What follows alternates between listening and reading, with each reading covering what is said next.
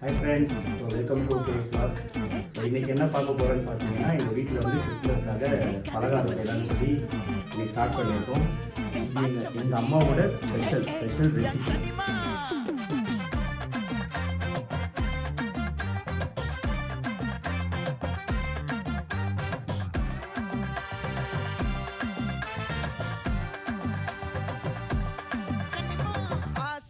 பட வச்சான் ஆள விழ வச்சானே ஏ மாப்ள